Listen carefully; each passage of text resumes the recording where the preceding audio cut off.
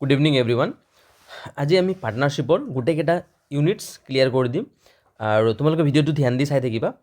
তো ফাৰ্ষ্ট আমি accounting entry চাই লওঁ। PL এপ্ৰপ্ৰিয়েশ্যনৰ পৰা ষ্টাৰ্ট দিওঁ। PL এপ্ৰপ্ৰিয়েশ্যনৰ জাৰ্নেল এণ্ট্ৰি, বহুতৰ জাৰ্নেল এণ্ট্ৰিত প্ৰব্লেম আছে। তো জাৰ্নেল এণ্ট্ৰিবিলাক এটা এটাকৈ চাই যাওঁ। প্ৰথমতে interest on capital. Interest on কেপিটেলৰ জাৰ্নেল এণ্ট্ৰি কি হয় চোৱা। আমি যে PL এপ্ৰপ্ৰিয়েশ্যন বনাওঁ, PL এপ্ৰপ্ৰিয়েশ্যন একাউণ্টটো একবাৰ চোৱা। এইটো ডেবিট ছাইড, এইটো ক্ৰেডিট ছাইড। ডেবিট ছাইডত থাকে কি, ডেবিট ছাইডত এক্সপেন্সবিলাক আহে, হয় নাই? কি এক্সপেন্স? Partner related expense. আৰু ক্ৰেডিট ফালে কি আহে? ইনকামবিলাক আহে। ক্ৰেডিট ফালে কি আহিব? ইনকামবিলাক আহিব। পাৰ্টনাৰ ৰিলেটেড ইনকামবিলাক আহে। তো আমাৰ কাৰণে এক্সপেন্স। তো ইণ্টাৰেষ্ট অন কেপিটেল একাউণ্ট যে আছে চোৱা, ইণ্টাৰেষ্ট অন কেপিটেল মানে আমি পাৰ্টনাৰক ইণ্টাৰেষ্ট দিব লাগিব। তো বিজনেছৰ কাৰণে এইটো এক্সপেন্স হয়। তো expense always what? Expense always debit. তো সেইকাৰণে interest on capital account debit. কাক দিম আমি পাৰ্টনাৰক দিম নহয়, পাৰ্টনাৰৰ কেপিটেল একাউণ্টত এড হৈ যাব। তো সেইকাৰণে কেপিটেল একাউণ্ট ক্ৰেডিট হৈ যাব। চোৱা, ইয়াতে কেপিটেল একাউণ্ট হ'ব পাৰে, কাৰেণ্ট একাউণ্ট হ'ব পাৰে। এইটো ডিপেণ্ড কৰে ফিক্সড কেপিটেল নে ফ্লাকচুৱেটিং কেপিটেল। ফিক্সড কেপিটেল আৰু ফ্লাকচুৱেটিং কেপিটেল। যদি ফিক্সড কেপিটেল হয় না, তেতিয়া তুমি কাৰেণ্ট একাউণ্টতে ট্ৰান্সফাৰ কৰিব লাগিব। কিন্তু ফ্লাকচুৱেটিং মানে চেঞ্জ হৈ থাকে, তো তেতিয়া তুমি কেপিটেল একাউণ্টত ট্ৰান্সফাৰ কৰিবা। ফ্লাকচুৱেটিং হ'লে কেপিটেল এই একাউণ্টত ট্ৰান্সফাৰ কৰিবা, আৰু তোমাৰ ফিক্সড যদি হয় তেতিয়া কাৰেণ্ট একাউণ্টত ট্ৰান্সফাৰ কৰিবা।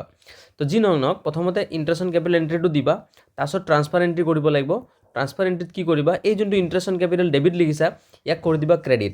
আৰু সি ট্ৰান্সফাৰ ক'ত হ'ব জানানে? PL এপ্ৰপ্ৰিয়েশ্যন একাউণ্টত হ'ব।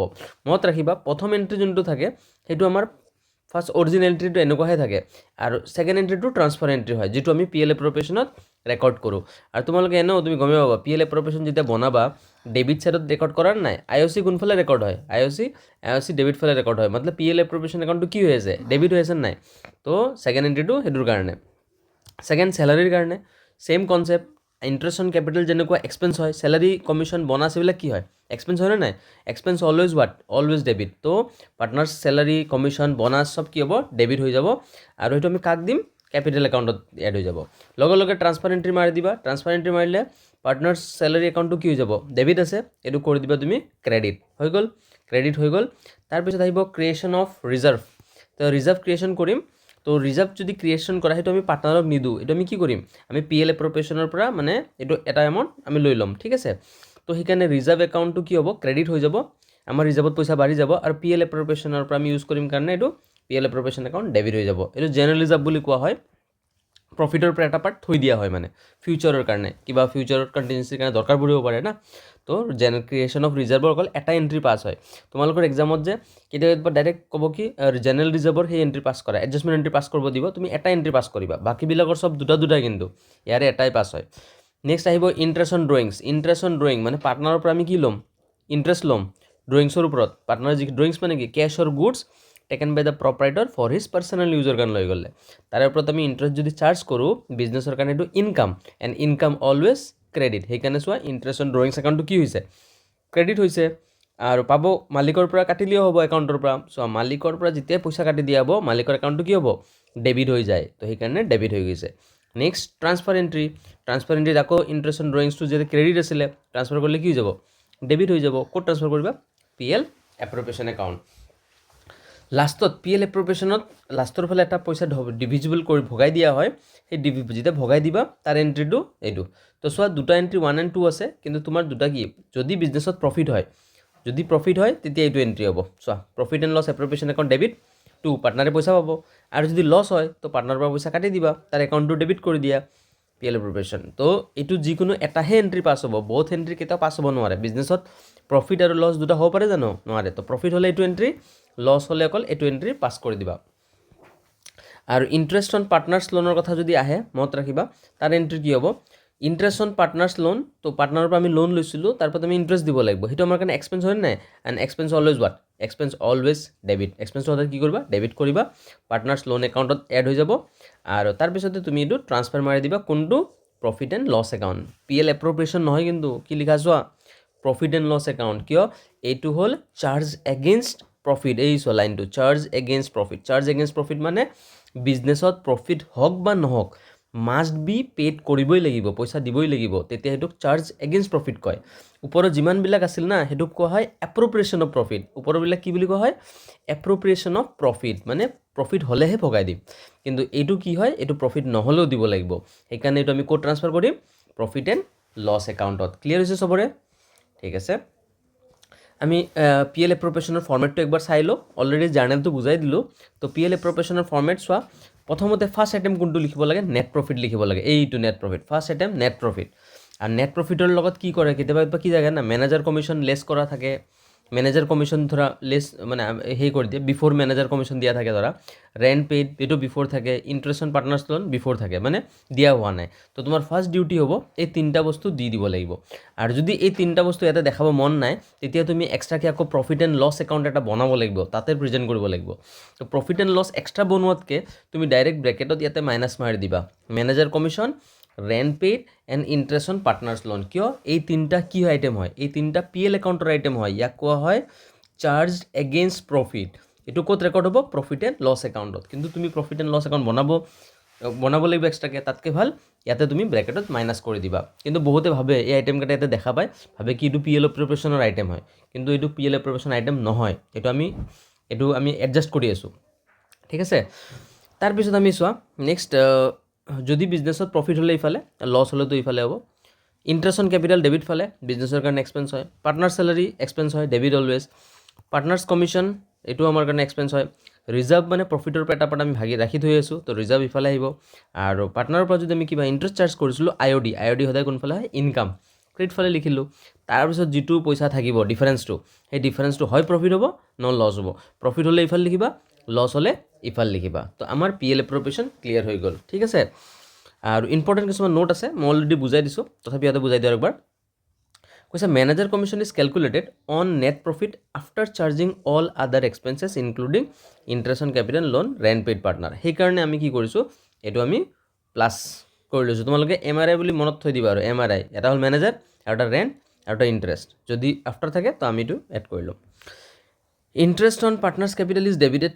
P L appropriation account when it treated as a appropriation profit and deducted the net profit traded divisible profit ঠিক আছে এইখিনি তুমি বুজি পাইছা মই অলৰেডি কৈ দিলোঁ তো আমি ডাইৰেক্ট এতিয়া ইণ্টাৰেষ্ট অন কেপিটেলৰ ফৰ্মুলাটো চাই দিওঁ তোমালোকে ইণ্টাৰেষ্ট কেনেকৈ ওলাবা একদম চিম্পল হয় মালিকে কিমান টকা লগাইছে চাবা এমাউণ্ট অফ কেপিটেল ৰেটটো লগাই দিবা ধৰা এটা পাৰ্টনাৰে 50,000 লগাইছে তাৰ ওপৰত কিমান পাৰ্চেণ্ট লগাই দিবা 10% দিয়া আছে ধৰা 10% লিখিলা টাইমটো লাগিব টাইমটো নৰ্মেলি 12 মাহে হয় কিন্তু 12/12 হয় আই অ' চিৰ ক্ষেত্ৰত কিন্তু কেতিয়াবা বিজনেছটো অলপ মাজতে ষ্টাৰ্ট কৰি দিয়ে যেনেকৈ জুলাই মাহত ষ্টাৰ্ট কৰি দিয়ে এই সেনেকুৱা কেছত তুমি মনত ৰাখিবা এই জুলাইৰ পৰা মাৰ্চলৈকে কাউণ্ট কৰিবা কিমান মান্থ হয় সেই মান্থটো মেনশ্যন কৰিবা এইটোৰ 12ৰ জেগাত তলততো 12টো ফিক্স থাকিব ওপৰতটো চেঞ্জ হয় কিন্তু বেছিভাগ ইণ্টাৰেষ্ট অন কেপিটেলৰ চাবাচোন সিহঁত সেই থাকে এই তোমাৰ 12 থাকিব এক বছৰৰ কাৰণে কৰোঁ হা আই অ' ডিত বেলেগ বেলেগ ৰুলছ এপ্লাই হয় কিন্তু আই অ' চিটো ছেইম থাকে নেক্সট তোমাৰ তো কেইটামান ইম্পৰ্টেণ্ট নোট আমি চাই দিওঁ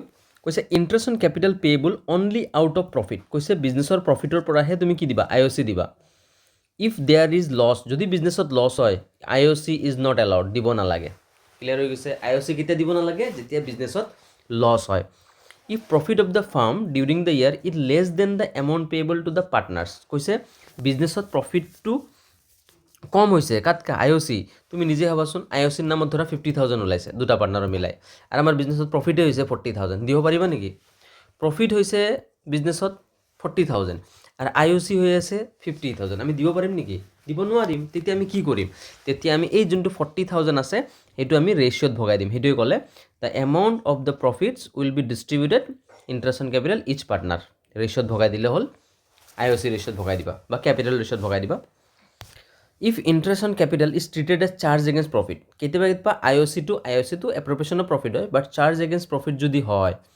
এণ্ড ফাৰ্ম ইনকাম লছ আৰু সেইটো ক্ষেত্ৰত যদি ফাৰ্ম লছ খাইছে তেতিয়াও কিন্তু আই অ' চি আহিবই মাষ্ট ইয়াৰ প্ৰফিট শ্বেয়াৰিং ৰেচিঅ'ত তেতিয়া কিন্তু মাষ্ট আহিব including interest on capital will be divided between partners in the ratio' through the P L appropriation একাউণ্টত তো কেতিয়াবা চাবা ওপৰত যে কোৱা হৈছে কি বিজনেছত লছ হ'লেহে আমি এই আই অ' চি ৰেকৰ্ড কৰোঁ হয় নাই লছ হ'লে আমি আই অ' চি ভগাব নালাগে কিন্তু যদি চাৰ্জ এগেইনষ্ট প্ৰফিট লিখা থাকে তে কিন্তু আহিবই must interest on capital is always calculated on the opening capital always কাৰ ওপৰত কৰিবা আই অ' চি অপেনিং কেপিটেলৰ ওপৰত এডিশ্যনেল কিবা যদি কেপিটেল আনিছে টাইম পিৰিয়ড তেতিয়া সেইটোৰ ওপৰতো কৰিব লাগিব আৰু if closing given the question the first find out the opening তো আমাক যদি অনলি ধৰা কুৱেশ্যনত ক্লজিঙে দিয়া আছে আৰু একো দিয়া নাই তো তোমাৰ ফাৰ্ষ্ট ডিউটি হ'ব কি কোৱাচোন এই অপেনিং ওলাই ল'বা সদায় অপেনিঙৰ ওপৰতে ওলাব লাগিব আই অ' চি তো এইটো ক্লিয়াৰ হৈ গ'ল এবাৰ আমি আহোঁ interest on drawings. Interest on ড্ৰয়িংছৰ ফৰ্মুলা জানো আমি, যিমান টকাৰ ড্ৰয়িংছ কৰিবা,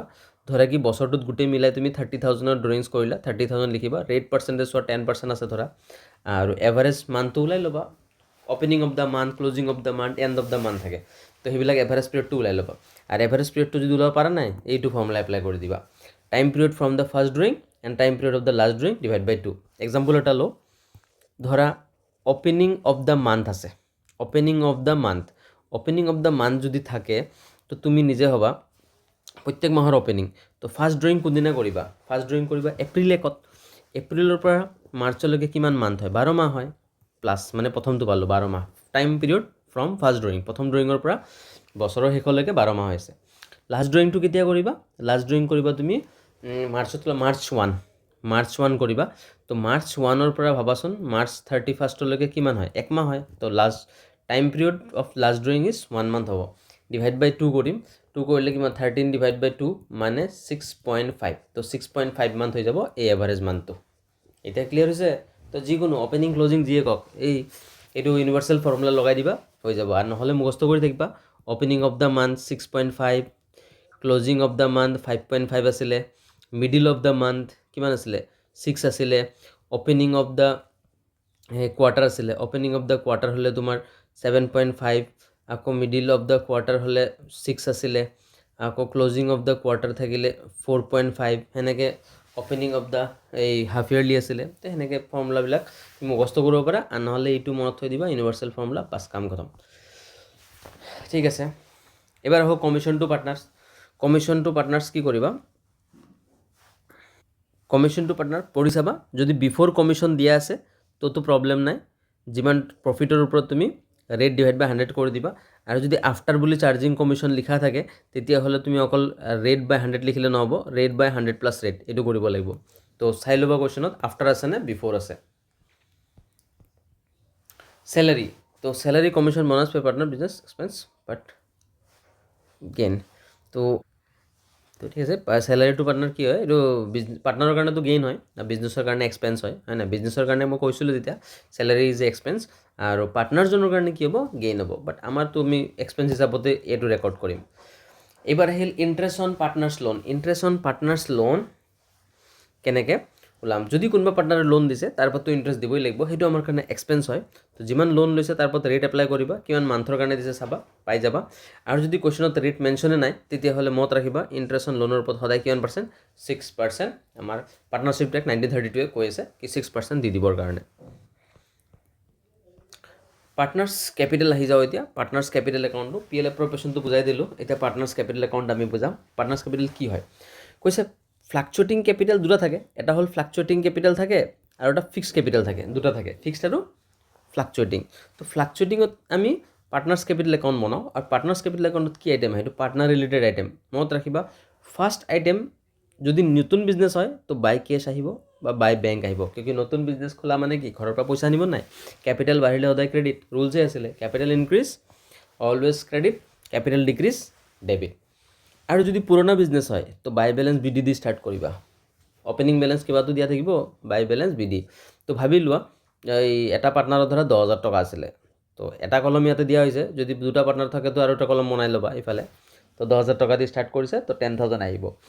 IOC ধৰা পাৰ্টনাৰটো ইণ্টাৰেষ্ট পাইছে, IOC পাইছে 1,000 টকা, তো আৰু কেপিটেল বাঢ়ি যাব ক্ৰেডিট ফালে, চেলাৰী পাইছে আৰু বাঢ়ি যাব, সেনেকৈ কৰি কমিশ্যন পাইছে আৰু বাঢ়ি যাব, প্ৰফিটৰ ভাগ পাইছে ডিভিজিবল প্ৰফিটত আৰু বাঢ়ি যাব, তো ইফালে আহিব। কমিব কেনেকৈ, কেপিটেল কমে কেতিয়া, কেতিয়াবাতো অপেনিঙতে নেগেটিভ থাকিব পাৰে, মানে এইটো ইয়াতে যেনেকুৱা BD আহিছিলে তো এইটো ইফালেও থাকিব পাৰে যদি নেগেটিভ বেলেঞ্চ হয়, আৰু হয় নাই, নেগেটিভ মানে ডেবিট বেলেঞ্চ বুজাই থাকে। পাৰ্টনাৰে যদি কিবা ড্ৰয়িংছ কৰে তেতিয়াও কেপিটেল কমে, ইণ্টাৰেষ্ট অন ড্ৰয়িংছতো কেপিটেল কমি যাব, আৰু যদি বিজনেছত লছ ভগাব লগাইছে, লছ ভগালেও কেপিটেল ৰিডিউচ হৈ যায়।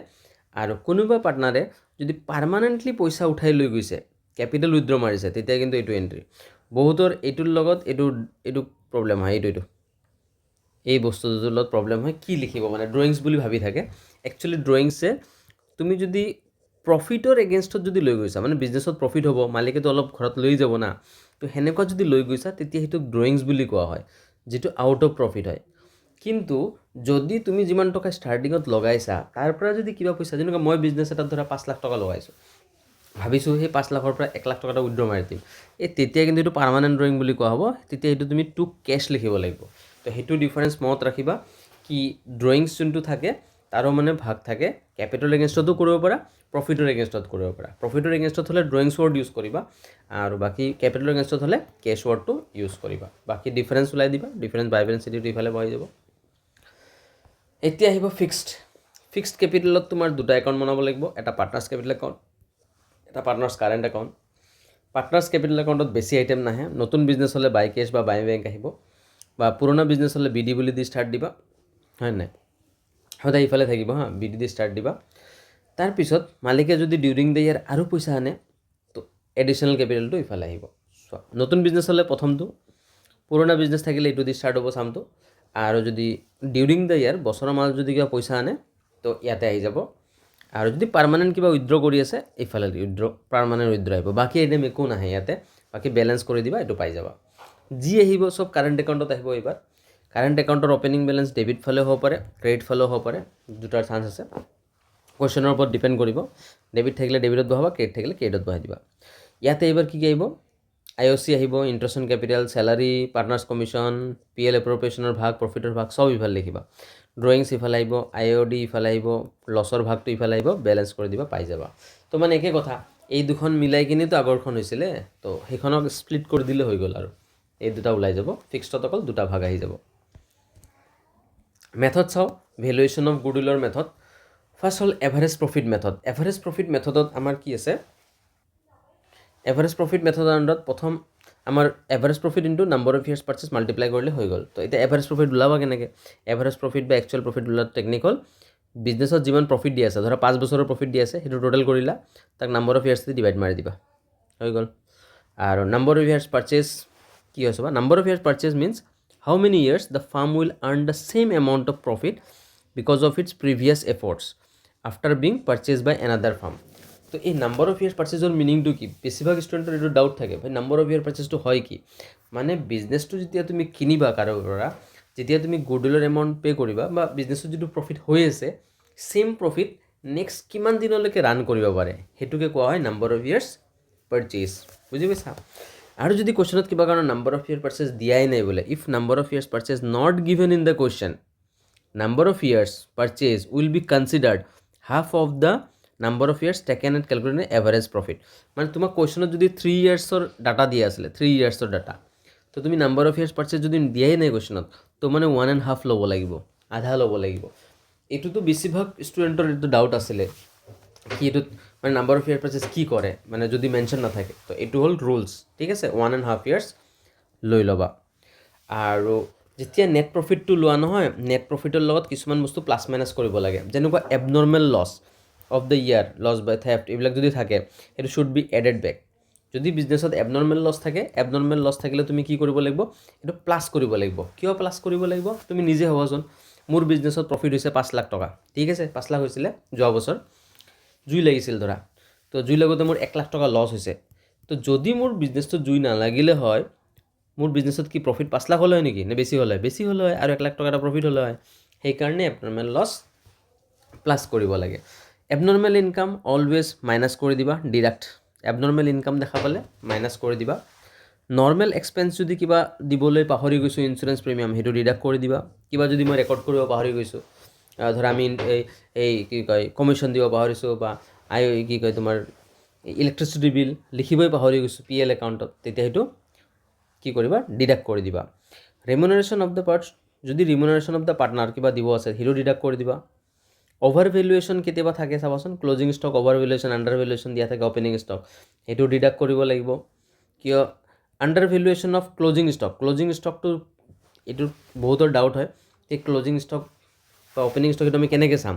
তুমি চাবা ক্লজিং ষ্টকটো আছে কোনফালে।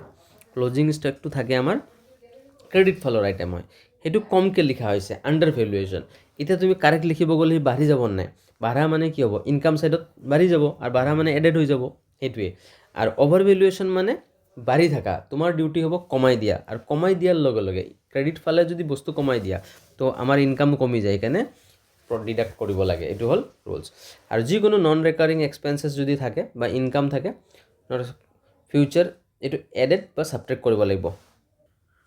নন ৰেকাৰিং মানে সেইটোৱে ওপৰত অলৰেডি ক'লোৱে মই এবনৰ্মেল লছ যিবিলাক ৰেগুলাৰ নহয় আৰু সেনেকুৱা যদি কিবা এক্সপেঞ্চ থাকে তাক এড কৰি দিম আৰু সেনেকুৱা যদি কিবা ইনকাম থাকে ছাবট্ৰেক্ট কৰি দিম এইটো এই দুটা প্ৰথম দুটা যে আছিলে প্ৰথম দুটাৰে তলত লিখা আছে আৰু ঠিক আছে তাৰপিছত আমি চাওঁ এবাৰ ৱেইটেড এভাৰেজ প্ৰফিটত আমি কি কৰিম ৱেইটেড এভাৰেজ প্ৰফিটত ৱেইটেড এভাৰেজ প্ৰফিট ওলাবা আৰু নাম্বাৰ অফ ইয়াৰ্ছেদি মাল্টিপ্লাই কৰি দিবা তো এতিয়া ৱেইটেড এভাৰেজ প্ৰফিট কেনেকৈ ওলায় টোটেল ৱেইটেড প্ৰফিট ল'বা আৰু টোটেল ৱেইট লৈ ল'বা তো ৱেইটেড এভাৰেজ প্ৰফিটটোত কি হয় তোমাক চোৱা প্ৰফিট দিয়া থাকিব কুৱেশ্যনত প্ৰফিট দিয়া থাকিব আৰু ইফালে ৱেইটটোও দিয়া থাকিব হয়নে প্ৰফিট দিয়া থাকিব ৱেইট দিয়া থাকিব ৱেইটটো এনেকুৱা যেনেকুৱা 1 2 3 থাকিব প্ৰফিট এনেকৈ দেখাই দিব 10,000 20,000 40,000 এনেকৈ থাকিব তো তোমাৰ ডিউটি কি হ'ব জানানে প্ৰফিটৰ লগত ৱেইটটো মাল্টিপ্লাই কৰিবা মাল্টিপ্লাই কৰিলে কি পাবা প্ৰডাক্ট পাবা তো এইটো যেনেকুৱা 10,000 হৈ যাব এইটো 20,000 ইনটু 40,000 হৈ যাব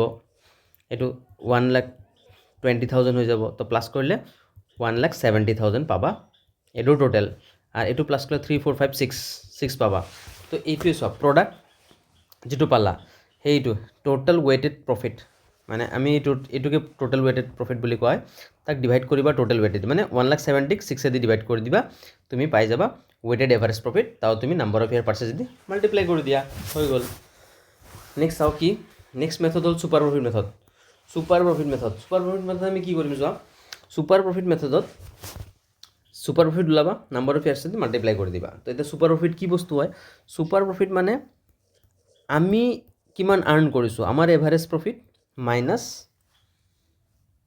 normal profit average profit minus কি হ'ব নৰ্মেল প্ৰফিট তো average profit minus normal profit average profit already ওলাব জানাই হয় নাই number profit total profit divide by number of years আৰু নৰ্মেল প্ৰফিটটো কেনেকৈ ওলাবা এইটোহে ইম্পৰ্টেণ্ট নৰ্মেল প্ৰফিট ওলোৱাৰ টেকনিক হ'ল এইটো কেপিটেল এমপ্লয়ড মালিকে কিমান টকা লগাইছে into normal rate of return ইয়াক বহুতে ফেয়াৰ ৰেট অফ ৰিটাৰ্ণ বুলিও কোৱা হয় fair rate of return divide by 100 কৰি দিবা নৰ্মেল প্ৰফিট পাই যাবা এভাৰেজ প্ৰফিট বা একচুৱেল প্ৰফিট আমি ওলাব জানোৱে টোটেল প্ৰফিটক নাম্বাৰ অফ ইয়াৰ্ছ দি ডিভাইড মাৰি দিলে হৈ যায় তো এই দুটা পাই গ'লে এইটোৰ পৰা এইটো মাইনাছ কৰি দিয়া তেতিয়া তুমি পাই যাবা ছুপাৰ প্ৰফিট এইটো average profit minus normal profit is called super profit capital employed যদি কুৱেশ্যনত দিয়া নাই তো এইটো কেনেকৈ ওলাবা এইটো formula asset minus liabilities asset minus কি কৰিবা লাইবিলিটিছ কৰি দিবা তুমি কেপিটেল এমপ্লয়ডটো পাই গ'লা তাৰপিছত তুমি এইটো ফৰ্ম ইয়াতে পুট কৰি দিলে হৈ গ'ল এইটো নৰ্মেল প্ৰফিটত পুট কৰি দিলে নৰ্মেল প্ৰফিট ওলাই যাব তাৰপিছত তোমাৰ ইয়াতে পুট কৰি দিবা ইয়াৰ পিছত মেথডটো হ'ল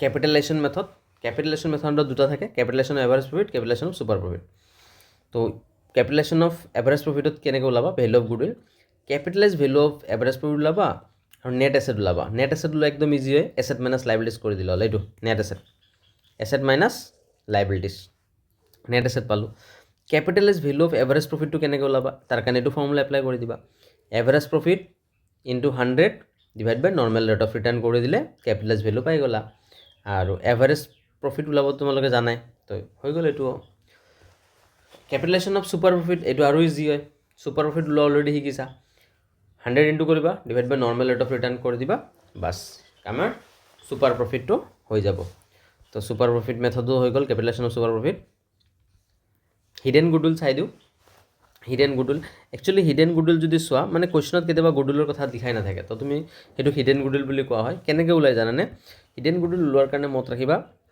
capital based on new partner ল'বা তাৰ পৰা মাইনাছ কৰিবা টোটেল একচুৱেল কেপিটেল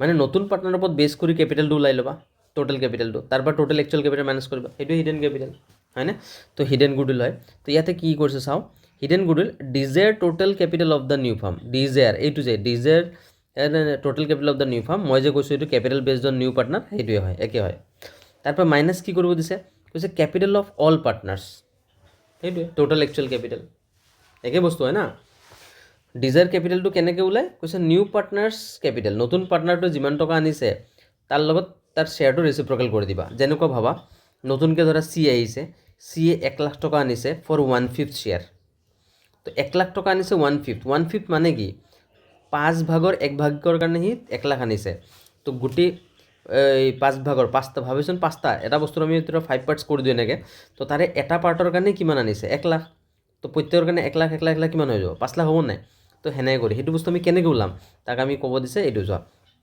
1 লাখ আনিছে আৰু তাৰ শ্বেয়াৰটো তুমি ৰেচিপ্ৰকেল কৰা 5/1 কৰিলে 5 লাখ ওলাব নাই তো সেইটোৱে কৈছে ডিজায়াৰ্ড কেপিটেল এনেকৈ ওলায় next capital of all partners কৈছে adjusted capital of all partners ল'বা পুৰণা পাৰ্টনাৰ্ছৰ কেপিটেলটো ল'বা capital of the new partners লৈ ল'বা প্লাছ কৰি দিলে কেপিটেল অফ অল পাৰ্টনাৰ্ছ পাই যাবা এতিয়া পুৰণা পাৰ্টনাৰবিলাকৰ কেপিটেল কেনেকৈ ওলাবা পুৰণা পাৰ্টনাৰৰ কেপিটেল ওলাবৰ কাৰণে সিহঁতৰ কেপিটেল আৰু কিবা যদি এনেকুৱা একুমুলেটেড জেনেৰেল ৰিজাৰ্ভ বা এনেকুৱা থাকে সেইটো ভগাবা যেনেকুৱা ধৰা কেপিটেলৰ লগত জেনেৰেল ৰিজাৰ্ভটো এড কৰি দিলে যিটো পাবা সেইটোকে কি বুলি কয় এই এডজাষ্টেড কেপিটেল বুলি কোৱা হয় ঠিক আছে তো এডজাষ্টেড কেপিটেলটো ওলাই ল'ব লাগিব তেতিয়া হিডেন গুডউইল ওলাব পাৰিবা এবাৰ আহোঁ accounting treatment for revaluation account আমি চাই দিওঁ ৰিভলিউশ্যনত কি হয় এছেটছ আৰু লাইবিলিটিছবিলাকক চোৱা হয় কি চোৱা হয় এছেটছ আৰু লাইবিলিটিছ এছেট যদি বাঢ়ে তো এছেট যদি ইনক্ৰিজ হয় না এছেট ইনক্ৰিজ হ'লে আমাৰ কাৰণে প্ৰফিট হয় তো ৰিভলিউশ্যন একাউণ্ট কি হ'ব ক্ৰেডিট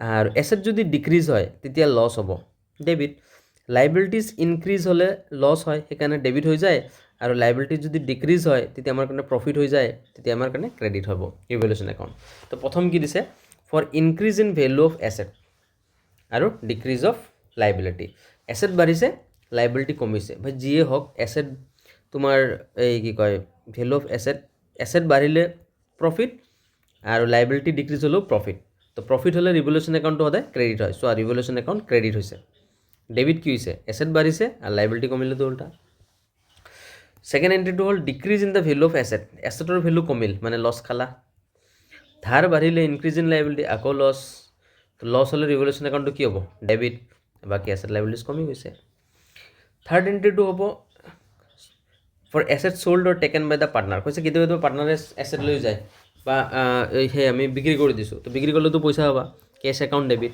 এছেট কমি যাব আৰু ৰিভলিউশ্যন একাউণ্টটো কি হ'ব ক্ৰেডিট হৈ যাব কিয় কি আমাৰ কাৰণে ইনকাম হ'ব for asset sold taken over by the partner less than book value আগৰটোত বেছি পাইছিলা মোৰ দেন পাইছিলা এইবাৰ লেছ পাই আছা কম পইচাটো লছ খাইছা যি নহওক পইচা আহিব কেছৰ বেংক একাউণ্ট ডেবিট ৰিভলিউশ্যন একাউণ্টটো ডেবিট হ'ব কি কাৰণত লছ খাইছা তুমি কম দামত বিক্ৰী কৰিলা আৰু এছেটছ একাউণ্টটো কি হ'ব ক্ৰেডিট ইয়াৰ পাছত আমি কি কৰিম এই বাৰে বাৰে যে তুমি ৰিভলিউশ্যন একাউণ্ট লিখিছা গোটেইকেইটা ৰিভলিউশ্যন একাউণ্ট প্লাছ মাইনাছ কৰিবা কৰি যিটো ডিফাৰেঞ্চ পাবা সেই ডিফাৰেঞ্চটো ভগাই দিবা হয় ক্ৰেডিট ছাইড বিগাৰ হ'ব নহ'লে ডেবিট ছাইড বিগাৰ হ'ব যদি প্লাছ মাইনাছ কৰি কিনি যদি দেখা পাইছে ক্ৰেডিট ছাইডটো ডাঙৰ হৈ আছে তো এইটো এণ্ট্ৰি মানে এইটো প্ৰফিটৰ এণ্ট্ৰি আৰু যদি দেখা পাইছা কি ডেবিট ছাইড ডাঙৰ হৈছে মানে লছ হৈছে তেতিয়া এইটো এণ্ট্ৰি কৰিবা ৰিভলিউশ্যন একাউণ্টটো পাৰ্টনাৰশ্বিপত ভগাই দিলে হ'ল আৰু ফৰ্মেট ৱাইজ যদি চোৱা ৰিভলিউশ্যনৰ ফৰ্মেট হ'ল এইটো ইয়াতে কি লিখছে প্ৰফিট হ'লে ক্ৰেডিট ফালে লছ হ'লে ডেবিট ফালে সেইটো মনত ৰাখি ল'ল প্ৰফিট হ'লে ক্ৰেডিট ফালে লছ হ'লে প্ৰফিট কেতিয়া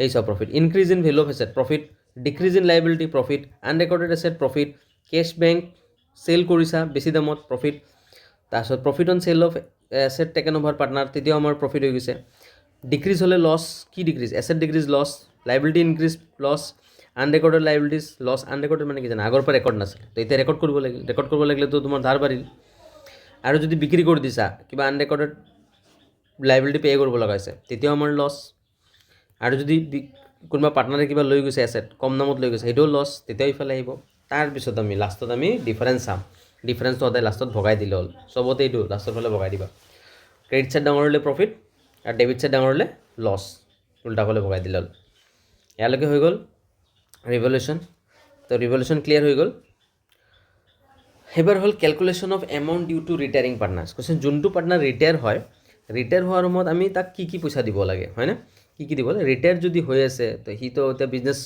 ৰিটায়াৰ হৈ গৈছে বিজনেছ এৰি গুচি যাব তো তাৰ নিজৰ ভাগখিনি লৈ যাব তো ফাৰ্ষ্ট ক্ৰেডিটেড কি হ'ব তাৰ একাউণ্ট সি কি পাব সি তাৰ নিজৰ কেপিটেলৰ ভাগটো পাব সি একুমুলেটেড প্ৰফিট কিবা থাকিলে তাৰ ভাগ পাব জেনেৰেল ৰিজাৰ্ভবিলাক থাকিলে প্ৰফিট বা লছ যদি হৈ আছে কিবা ৰিভলিউশ্যন অফ এছেটছ সেইটোৰো ভাগ পাব আৰু যদি সি কিবা যদি হেৰি কৰিছে শ্বেয়াৰ অফ প্ৰফিট টিল দ্য ডেট অফ ৰিটায়াৰমেণ্ট কেতিয়াবা ৰিটায়াৰমেণ্ট কি হয় কোৱাচোন এই মাজতে হৈ যায় ধৰা জুলাই মাহত হৈ যায় তো জুলাই মাহত যদি ৰিটায়াৰ হৈ আছে তো এপ্ৰিল মে' জুন জুলাই 4 মাহটো বিজনেছ কৰিছে সেই প্ৰফিটৰ ভাগো লৈ যাব সি তেতিয়া চেলাৰী পালে চেলাৰী লৈ যাব IOC লৈ যাব কিন্তু এইবিলাক কেতিয়া হয় জানা যেতিয়া middle of the year retirement হয় এপ্ৰিল বা মাৰ্চত হ'লে নাপায় কিন্তু অকল জুলাই বা এনেকুৱা মাজত হ'লে তেতিয়াহে চেলাৰী পাব কিবা পাব গুডউইল অফ দ্য ফাৰ্ম পাব, সি শ্বেয়াৰৰ তাৰ নিজৰ গুডউইলৰ ভাগটো পাব।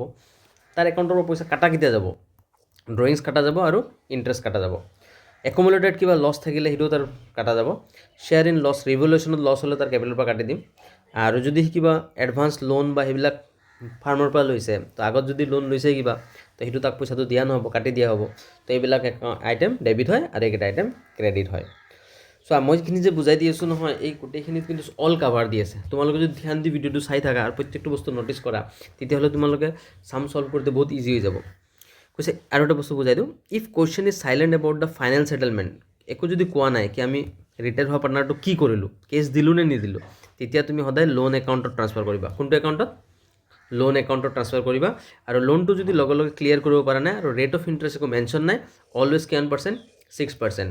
এইটো সৰু question, fill in the blanks বা কিবা বহাই দিব পাৰে। বহুত ল'ৰা ছোৱালী কনফিউজ হৈ যায় কি হয়, কি পাৰ্চেণ্টেজ কৰিম, ইণ্টাৰেষ্ট অন লোনতটো গম পাইছোঁ, পাৰ্টনাৰ লোন 6%, কিন্তু পাৰ্টনাৰক যদি আমি ৰিটায়াৰ হোৱা পাৰ্টনাৰটোক যদি পইচা দিব পৰা নাই, তেতিয়া আমি ইণ্টাৰেষ্ট ৰেট কিমান এপ্লাই কৰিম, তেতিয়া 6%। তো কনফিউজ হ'বৰ দৰকাৰ নাই। তাৰপিছত আছে তোমাৰ ascertainment of amount of due to deceased partner. Deceased মানে ডেথৰ কথা চলি আছে, আগৰটো মইতো ৰিটায়াৰমেণ্টৰ কথা কৈছিলোঁ, এতিয়া মোৰ ডেথৰ কথা চলি আছে।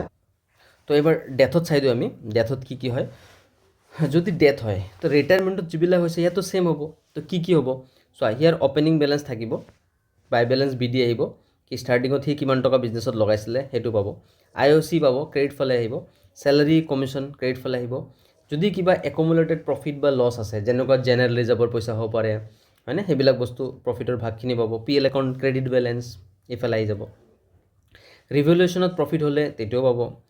আৰু গুডউইল যে থাকিব, শ্বেয়াৰ অফ গুডউইল পাব, তাকো কি গেইনিং পাৰ্টনাৰৰ পৰা পাব সদায়। কিয় গেইনিং পাৰ্টনাৰ, চোৱা ABC তিনিটা আছে ধৰা, হয় নাই, ABC তিনিটা আছে। তো ই যদি ৰিটায়াৰমেণ্ট হ'ল, তো ফিউচাৰত তাৰ ভাগখিনি কোনে ল'ব, ইহঁতে ল'ব নাই। তো সেইকাৰণে এইটো সদায় কোনটো ৰেচিঅ'ত ভগাব লাগে, গেইনিং ৰেচিঅ'ত ভগাই দিব লাগে। প্ৰফিট এণ্ড লছ ছাছপেঞ্চ, এইটো বহুত ইম্পৰ্টেণ্ট হয় ডেথত, প্ৰত্যেকটো চামত কেলকুলেট কৰিবই লাগে। এইটো হ'ল ডেথ কেতিয়া হয় ক'ব নোৱাৰে, তো মিডিল অফ দ্য ইয়েৰ যিকোনো ডেটত ডেথ হৈ যাব পাৰে। তো হৈ গ'লে তেতিয়া কি কৰিম আমি, ধৰা জানুৱাৰীৰ পৰা আমি একাউণ্ট ষ্টাৰ্ট হয় এপ্ৰিলৰ পৰা, এপ্ৰিললৈকে জুলাইলৈকে হ'ল ধৰা, তো জুলাইলৈকে কাউণ্ট কৰিবা, জুলাই 1 ধৰা, এপ্ৰিল মে জুন 3 মাহ। তো সেই 3 মাহৰ যিখিনি সি প্ৰফিটৰ ভাগ পাব লাগে পাব লাগিব, সেইটোক আমি profit and loss suspense account লিখিম। কিন্তু কুৱেশ্যনত যদি নিউ ৰেচিঅ' মেনশ্যন নাথাকে তেতিয়াহে কৰিবা, নিউ ৰেচিঅ' যদি নাথাকে তেতিয়াহে PL ছাছপেঞ্চ। আৰু যদি নিউ ৰেচিঅ' দি দিয়ে, তেতিয়া তুমি PL ছাছপেঞ্চ লিখিব নোৱাৰা, তেতিয়া লিখিব লাগিব তাৰ কেপিটেল পাৰ্টনাৰ্ছ গেইনিং ৰেচিঅ'ত ভগাই দিব লাগিব দেই। এই লিখা আছে শ্বেয়াৰ অফ প্ৰফিট টিল দ্য ডেট নিউ ৰেচিঅ' যদি চেঞ্জ হৈ যায়, আদাৰৱাইজটো PL ছাছপেঞ্চ। নেক্সট ডেবিট ফালে কি আইটেম আহে, যদি কিবা একুমুলেটেড লছ হয় সেইটো কেপিটেলৰ পৰা কাটা যাব। ৰিভলিউশ্যন এমাউণ্টটো আহিব, ৰিভলিউশ্যনৰ লছটো তোমাৰ সেই কৰিবা, এই ডেবিট ফালে লিখি দিবা ৰিভলিউশ্যন লছ। আৰু অল্ড গুডউইল থাকিলে, এইটো কোনটো গুডউইল, অল্ড গুডউইল বেলেঞ্চ শ্বীটত যোনটো থাকে এক্সিষ্টিং গুডউইল বুলি কয়, সেইটো ৰিটাৰ্ণ অফ কৰিব লাগিব, সেইটো ডেবিট ছাইডত আহিব। ড্ৰয়িংছ কৰিলে ইণ্টাৰেষ্ট অন ড্ৰয়িংছ এইবিলাক জানাই অলৰেডি, হয়নে নাই। প্ৰফিট এণ্ড লছ ছাছপেঞ্চ ইফালে যেনেকৈ আহিছিলে ইফালে আহিব পাৰে যেতিয়া বিজনেছত লছ হ'ব। আৰু যদি নিউ ৰেচিঅ' থাকে তেতিয়াতো তুমি গেইনিং ৰেচিঅ'ত ভগাই দিবা। এইখিনি গোটেইখিনি হৈ গ'ল, লাষ্টত যিখিনি বেলেঞ্চ থাকিব সেইটো ভগাই দিলে হ'ল, হয় ইফালে নহয় ইফালে। যদি প্ৰফিট হৈ আছে তো ইফালে আহিব, যদি লছ হৈ আছে তো ইফালে আহিব। তাৰপিছত আমি কিছুমান ৰুল চাই দিওঁ। কৈছে on the death partners the account of such partners is maintain on the same way as the retirement, সেইটো ছেমে হয়। But only difference is that amount due to deceased partner shown in the capital account is transfer to his executive account. আমি ইয়াতে যিখিনি পইচা সি পাব লাগে না এই ডেথ হোৱাজনৰ, কোনটো একাউণ্টত যাব, এক্সিকিউটিভ একাউণ্ট যাব। তো deceased partner capital account debit to deceased partners এক্সিকিউটিভত যায়। ৰিটায়াৰ হোৱাৰ সময়ততো সি জিন্দা আছিল না, তাকে দিছিলোঁ। বাট ডেথত কি হ'ব, ডেথত সি মৰি থাকিল, তাৰ ভূত আহিব নেকি, তো ভূতকটো দিব নালাগে, তাৰ ঘৰৰ মানুহ আহিব, সেইকাৰণে আমি এক্সিকিউটিভছ একাউণ্ট বুলিহে লিখিব লাগিব, ঠিক আছে। আৰু কিছুমান ইম্পৰ্টেণ্ট ৰুল চাই দিওঁ। The amount due to executive or deceased partners is either paid off immediately or is paid in the instalment, হয় লগে লগে দি দিবা, নহ'লে ইনষ্টলমেণ্টত দিবা, with or without interest. Interest থাকিব পাৰে নাথাকিব পাৰে, এগ্ৰিমেণ্টৰ ওপৰত ডিপেণ্ড কৰে, এগ্ৰিমেণ্টত কি লিখা আছে। আৰু in the absence of agreement, যদি এগ্ৰিমেণ্টে নাই বোলে তেতিয়া কিমান পাৰ্চেণ্ট হ'ব, 6% পাৰ এনাম টিল the amount is paid of. যেতিয়ালৈকে তুমি পইচা ক্লিয়াৰ নকৰা 6% দি থাকিব লাগিব, 6% একদম ভালকৈ মাথা সোমাই লোৱা। আৰু এনি ডেবিট বেলেঞ্চ বা ডেফিচিয়েঞ্চি যদি নেগেটিভ থাকে কেপিটেলটো, হয় নাই, তেতিয়াহ'লে will be made by his executor from the private estate. তেতিয়া তাৰ ঘৰৰ মানুহে তাৰ প্ৰাইভেট প্ৰপাৰ্টিৰ পৰা পইচা আনি কিনে দিব লাগিব, কিন্তু উল্টা দিয়া ফাৰ্মে পাবহে আছে তো আনি দিব লাগিব। এইটো কোনে দিব? এক্সিকিউটৰ্ছে আনি দিব। হৈ গ'ল। এতিয়া আমি আহোঁ ডিজলিউশ্যন। এটা ভিডিঅ'তে গোটেইকেইটা চেপ্টাৰ ক্লিয়াৰ কৰি দিছোঁ, তো এক্সামৰ আগে আগে তোমাৰ লগত প্ৰিপাৰেশ্যন কৰোঁতে ভাল হ'ব আৰু এইবিলাক চাই থাকিলে গোটেইখিনি ৰুলছ মনত থাকি যাব। একাউণ্টিং ট্ৰিটমেণ্ট ফৰ ডিজলিউশ্যনছ বা পাৰ্টনাৰশ্বিপ কৈছে, হয় নে partnership from dissolve it has assets are sold ন। ঠিক আছে, বিজনেছ যেতিয়া বন্ধ হয় কি কৰিবা? তুমি নিজে ভাবাচোন, তোমাৰ দোকানখন বন্ধ কৰিব ওলাইছা, তুমি কি কৰিবা? যিমান এছেট আছে চেল কৰিবা নাই? এছেটবিলাক বিক্ৰী কৰিবা, ধাৰবিলাক চব ক্লিয়াৰ কৰিব লাগিব। তাৰপিছত যিখিনি থাকিব সেইখিনি মালিকে পাব নাই? সেইখিনি অ'নাৰে পাই যাব, লাষ্টত পাই যাব। তো সেইটো ষ্টেপে ফ'ল' কৰিম ইয়াতো আমি, হয় নাই? ইয়াতে কি কি একাউণ্ট বনাব লাগে? একাউণ্টৰ ফালৰ পৰা চালে আমি ৰিয়েলেশ্যন একাউণ্ট বনাম, পাৰ্টনাৰ্ছ কেপিটেল বনাম, যদি লোন আছে লোন একাউণ্ট বনাম, আৰু লাষ্টত কেছ বা বেংক একাউণ্ট বনাব লাগিব। মেইনলি এই চাৰিটা একাউণ্টে বনাব লাগে। তো ফাৰ্ষ্ট আমি চাই দিওঁ, ফাৰ্ষ্ট ষ্টেপত কি ফ'ল' কৰিবা? প্ৰথম সদায় এছেট ট্ৰান্সফাৰ কৰিবা। বিজনেছত যিমান এছেটবিলাক আছে ট্ৰান্সফাৰ কৰি দিবা। একাউণ্টছত এটা ৰুল আছে, ট্ৰান্সফাৰ কৰিলে সদায় উল্টি যায়, মনত ৰাখিবা।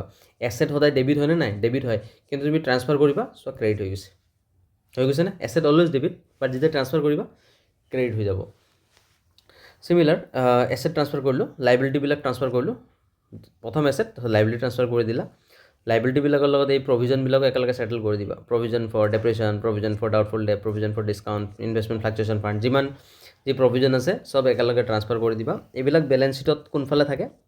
বেলেঞ্চ শ্বীটত এইবিলাক লাইবিলিটি ছাইডত থাকে, ক্ৰেডিট হৈ থাকে। তো ক্ৰেডিট হৈ থাকে, এইবিলাকক কৰি দিবা ডেবিট, উল্টা কৰি দিলে হৈ গ'ল। ৰিজলিউশ্যন বনাওঁতে বহুত ইজি হয়, বেলেঞ্চ শ্বীটৰ পৰা উল্টা কৰি থাকিলে হ'ল। নেক্সট তুমি কি কৰিবা? এছেট ট্ৰান্সফাৰ হৈ গ'ল, লাইবিলিটি ট্ৰান্সফাৰ হৈ গ'ল, এতিয়া তুমি এছেট ৰিয়েলাইজ কৰিবা। এছেট কি কৰিবা? বিক্ৰী কৰিবা। তো বিক্ৰী কৰিলে পইচা পাবা নাই? তো কেছ একাউণ্ট কি হ'ব? Debit, realisation account credit. কেতিয়াবা কেতিয়াবা হয় কিছুমান এছেট বিক্ৰী নহয়, মালিকে লৈ গুচি যায়। মালিকে লৈ গ'লে পইচা পাবা নেকি? নাপোৱাতো। তো কেছৰ জেগাত কি লিখি দিবা? Partners capital. ছেম চোৱা, ইয়াতো ৰিয়েলেশ্যন ক্ৰেডিট হৈছিলে, ইয়াতো ৰিয়েলেশ্যন ক্ৰেডিট, জাষ্ট ডিফাৰেঞ্চ কি? প্ৰথমটোত পইচা পাইছিলা, এইটোত কি হৈছে? মালিকে লৈ গুচি গৈছে, মালিকৰ নাম লিখি দিম। তাৰপিছত কৈছে when assets taken over by the creditors. কোনোবা এছেট যদি কোনোবা ক্ৰেডিটৰ লৈ যায়, কিবা যদি এছেট ক্ৰেডিটৰ যদি লৈ যায়, তো তুমি এণ্ট্ৰি কৰিবই নালাগে, ন' এণ্ট্ৰি, ইয়াৰ দৰকাৰ নাই। বুজি পাইছা? Creditor accept his payment partly by taking over asset partly in cash. কৈছে অলপ কেছ লৈ গৈছে, অলপ তোমাৰ ক্ৰেডিটৰ্ছ কি কয় এছেট লৈ গুচি গৈছে, হয়নে? কেছো লৈছে, এছেটো লৈছে। তো সেনেকুৱা ক্ষেত্ৰত কি হ'ব? যিখিনি বেলেঞ্চ এমাউণ্ট আমি কেছ দিম না, বেলেঞ্চ যিখিনি আমি কেছ দিম সেইটোৰ কাৰণে তুমি এণ্ট্ৰি পাছ কৰি দিবা, হয়নে? এক্সাম্পল ধৰি লোৱা, টোটেল 20,000 আছিলে, তাৰে আমি 15,000 সি এছেট লৈ গ'ল আৰু বাকী 5,000 ধৰা কেছ লৈ গ'ল। তো আমি ইয়াতে কোনটো ৰেকৰ্ড কৰিম জানেনে? আমি ইয়াতে অনলি 5,000টোহে ৰেকৰ্ড কৰিম। হুৱেন ক্ৰেডিটৰ একচেপ্ট এছেট ভেলু মোৰ দেন দ্য এমাউণ্ট। কৈছে যদি বেছি দামৰ বস্তু লৈ যায়, হয় নাই? তো বেছি দামৰ বস্তু ল'লে আমাক পইচা লাগিবতো, এক্সট্ৰা এমাউণ্টটো। তেনেকুৱা আমাৰ ক্ৰেডিটৰ্ছ আছে 20,000, হয় নাই? আৰু সি এছেট লৈ গৈছে কিমান জানেনে? 25,000 বা 26,000ৰ এছেট লৈ গৈছে। সি পাব আছে 20, তাক দিলোঁ, সি এছেট লৈ গ'ল 26,000, তো 6,000 টকা আমাক দিব লাগিব। সেই বেলেঞ্চ এমাউণ্টটোৱে আমাক কেছ দিব লাগিব, 6,000 টকাটো। তেতিয়া আমাৰ কেছ আহিব আমাৰ তাত, ৰিয়েলেশ্যন একাউণ্ট ক্ৰেডিট। তাৰপিছত আহিল তোমাৰ, এতিয়া আমি লাইবিলিটিবিলাক পে' কৰি দিওঁ, এছেটটো বিক্ৰী হৈ গ'ল, লাইবিলিটিবিলাক পে' কৰা, পে' কৰিলে পইচা যাব, কেছ একাউণ্ট ক্ৰেডিট, ৰিয়েলেশ্যন ডেবিট। কোনোবা পাৰ্টনাৰে যদি ধাৰ মাৰিম বুলি কৈছে, তো কেছ বেংকৰ জেগাত পাৰ্টনাৰ্ছৰ নামটো লিখি দিয়া, হৈ গ'ল। আৰু ৰিয়েলাইশ্যন এক্সপেঞ্চ বুলি এটা বস্তু থাকে, ৰিয়েলাইশ্যন এক্সপেঞ্চ মানে বিজনেছ ক্ল'জ কৰাৰ সময়ত আমাৰ কিছুমান এক্সপেণ্ডিচাৰ হ'ব পাৰে, সেইটোক আমি ৰিয়েলাইশ্যন এক্সপেঞ্চ বুলি কওঁ। সেই ৰিয়েলাইশ্যন এক্সপেঞ্চ যদি হয়, তো আমি লগে লগে যদি ফাৰ্মৰ পৰা পইচাটো দি দিওঁ, পেইড বাই ফাৰ্ম, তো এণ্ট্ৰিটো পইচা গ'ল, কেছ একাউণ্ট ডেবিট ক্ৰেডিট হ'ব, আৰু ৰিয়েলাইশ্যন একাউণ্টটো কি হ'ব? ডেবিট। কিন্তু কেতিয়াবা কেতিয়াবা কি হয়, যিটো এক্সপেঞ্চ হৈছে মেড বাই দ্য পাৰ্টনাৰ্ছ, পইচাটো আমি দিয়া নাই, কোনে পে' কৰিছে? পাৰ্টনাৰে দিছে। তো যি নহওক পাৰ্টনাৰে দিছে মানে পাৰ্টনাৰক আমি পইচা দিব লাগিব। তো এই কেছ বেংকৰ জেগাত কি হ'ব? পাৰ্টনাৰৰ নাম লিখি দিবা। আৰু যদি কিবা কাৰণত যিখিনি খৰচ হৈছে অল বেয়াৰ বাই ৰিয়েলাইশ্যন হিমছেল্ফ, কৈছে গোটেইখিনি যদি পাৰ্টনাৰে বেয়াৰ কৰিম বুলি কৈছে, তেতিয়া আমি ৰেকৰ্ড কৰাৰ কোনো দৰকাৰে নাই, ন' এণ্ট্ৰি, ৰেকৰ্ড কৰাৰ দৰকাৰ নাই। আৰু যদি if the realisation expense are paid by the firm, pay' কৰিছে ফাৰ্মে বাট বেয়াৰ কৰিব পাৰ্টনাৰে, তেতিয়া কি? আমাৰ পৰা পইচাটো যাব ঠিক, কিন্তু আমি পইচাটো লৈ ল'ম পাৰ্টনাৰৰ পৰা। কিয়? পাৰ্টনাৰহে বেয়াৰ কৰিম বুলি কৈছে। If the firm has agreed to pay' fixed amount to partners towards realisation, আমাৰ যদি আগৰ পৰাই ধৰা কথা বতৰা হৈ গৈছে পাৰ্টনাৰৰ লগত কি এটা ফিক্সড এমাউণ্ট আমি দিম, একে কথা, চিমিলাৰ লাইক হৈ গ'ল না, এইটো নিচিনাই হৈ গ'ল। তো এইটো ৰিয়েলাইশ্যন একাউণ্ট ডেবিটটো partners capital account when expense are paid by one partner and borne by other partners. Pay কৰিছে এটা পাৰ্টনাৰে কিন্তু বৰ্ণ বেলেগে কৰিব, তেতিয়াহ'লে তুমি কি কৰিবা, যোনে পে কৰিছে তাৰ কেপিটেলটো ক্ৰেডিট কৰিবা, কিয় তাক পইচাটো দিব লাগিব, আৰু যোনে বৰ্ণ কৰিব তাৰ কেপিটেলটো ডেবিট কৰি দিবা। এইটোৱে হ'ল ইয়াৰে rules.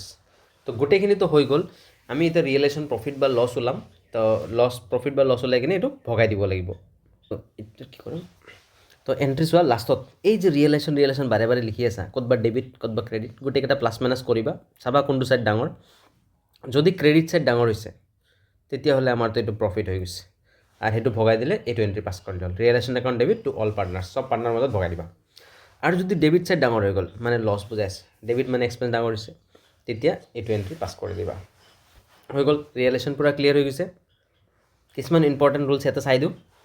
At the time of dissolution of the firm, balance account given in the balance sheet are once shown in the realization account, partners capital account, transaction given outside balance sheet twice. এইটো চাওঁ, এইটো important. If question is silent about the payment of outside liabilities, যদি একো কোৱাই নাই, ধৰা তোমাক ধাৰটো দিছে নে নাই দিয়া, ক্লিয়াৰ কৰিছে নাই, then it must be paid off, তুমি দিবই লাগিব, মাষ্ট। আৰু যদি if the question is silent about realised value of the intangible asset, কৈছে ইনটেঞ্জিবল এছেট মানে গম পাইছা, পেটেণ্ট হ'ব পাৰে, কপিৰাইট, ইহঁতৰ কথা একো কোৱা নাই, চেল ভেলু কিমান ধৰিব সদায়, নীল, ঠিক আছে, নীল ধৰিব লাগিব। Provision against asset are not taken to be liabilities, যিকোনো এছেটৰ এগেইনষ্টত যদি প্ৰভিজন থাকে তো সেইবিলাক কেতিয়াও লাইবিলিটি বুলি ধৰা দৰকাৰ নাই, কিয় এছেটৰ এগেইনষ্টত প্ৰভিজন মানে কাক দিব, কাকো দিব নাই না, তো সেইটো আমাৰ কাৰণে সেই নহয়। Goodwill is marketable asset and not fictitious, so in case of dissolution of the firm, goodwill should be treated as just like other asset. Goodwill পইচা যদি পাইছা এইটো এছেটৰ নিচিনা ট্ৰিট কৰিলে হ'ল। Unrecorded asset and unrecorded liabilities are not transferred to realization account because they have no account. Unrecorded asset যদি কিবা থাকি যায়, তো unrecorded asset বা unrecorded liabilities সেইবিলাক কি কৰিব, সেইবিলাক ৰেকৰ্ড কৰিব লাগিব নেকি, ৰেকৰ্ড কৰাৰ দৰকাৰ নাই, ডাইৰেক্ট পইচা পাই যাবা, হৈ গ'ল। If partner has borne or paid realization expense, it will be stated clearly, সেইটো জানোঁ আমি অলৰেডি। পাৰ্টনাৰে যদি বৰ্ণ কৰিম বুলি কয় এক্সট্ৰাকৈ মেনশ্যন কৰিব লাগিব। ৰিয়েলাইজেশ্যন একাউণ্টৰ ফৰ্মেট চাই দিওঁ, এইটো প্ৰথমতে এছেট ট্ৰান্সফাৰ কৰিবা, নেক্সট লাইবিলিটি আৰু প্ৰভিজনবিলাক ট্ৰান্সফাৰ কৰি দিবা, এইটো প্ৰভিজন ট্ৰান্সফাৰ কৰিলা। প্ৰথম এই তিনিটা ষ্টেপ, ফাৰ্ষ্ট, ছেকেণ্ড, থাৰ্ড হৈ গ'ল। নেক্সট এছেট ৰিয়েলাইজ কৰি দিবা, এইটো ফ'ৰ্থ ষ্টেপ, এইটো কৰিলোঁ, হয়নে, বা কোনোবা পাৰ্টনাৰে যদি এছেট লৈ যায় এইটো ফিফ্থ ষ্টেপ হৈ গ'ল। আৰু পে'মেণ্ট কৰিবা ক্ৰেডিটৰ্ছক, এইটো 6, আৰু যদি কোনো পাৰ্টনাৰে যদি লাইবিলিটি লৈ যায় তেতিয়াহ'লে এইটো 7 নম্বৰ ষ্টেপ, এইটো আহি। আৰু ৰিয়েলাইজেশ্যন এক্সপেন্সটোৰ কাৰণে এইটো এণ্ট্ৰি কৰিবা, এইটো 8 নম্বৰ এণ্ট্ৰি, আৰু লাষ্টত আমি ভগাই দিম, এইটো হয় ইফালে নহ'লে ইফালে ভগাই দিলে হৈ গ'ল। ঠিক আছে, তো ক্লিয়াৰ হৈ গৈছে, তো ইজি হয় একদম। জাৰ্নেল এণ্ট্ৰিজ যদি চাওঁ আমি, তো বাকীকেইটাৰ জাৰ্নেল এণ্ট্ৰি চাব পাৰা। এইটো লোন একাউণ্ট, লোন একাউণ্টক ডেবিট কৰিবা, কিয় লোন যিখিনি পাৰ্টনাৰ লোন থাকে চব ক্লিয়াৰ কৰিব লাগিব, তো আমি লগে লগে কেছ বা বেংক দি কিনে ক্লিয়াৰ কৰি দিম। কিবা আনডিষ্ট্ৰিবিউটেড প্ৰফিট এণ্ড লছ থাকিলে সেইখিনিও ভগাই দিবা, অল একাউণ্ট ডেবিট কৰি পাৰ্টনাৰ্ছ কেবিনৰ মাজত ভগাই দিলে হ'ল, কাৰেণ্ট একাউণ্ট বা কেপিটেল একাউণ্টত। লছ থাকিলে উল্টা এণ্ট্ৰি পাছ কৰি দিলে হ'ল। এইখিনি ৰিভলিউশ্যন ৰিয়েলাইজেশ্যন চবতে ছেইমেই হয়, মানে তোমালোকে এটা চালে হৈ গ'ল, চবতে এপ্লাই কৰি দিব পাৰিবা। আৰু এইটো একদম ফাইনেল এণ্ট্ৰি হয়।